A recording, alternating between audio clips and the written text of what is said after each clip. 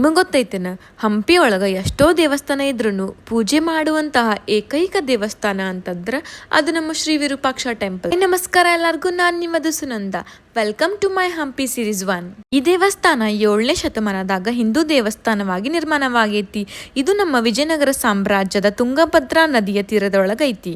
ಈಗ ಬರೋಣ Virupaksha temple the main ಪಾಯಿಂಟಿಗೆ. ಈಗಿನ ಸೆಂಟರ್ ಆಫ್ ಅಟ್ರಾಕ್ಷನ್ ನೋಡ್ರಿ. ಈ ಆನೆ ಹೆಸರು ಬಂದ ಲಕ್ಷ್ಮಿ ಅಂತ. She so gentle and cool.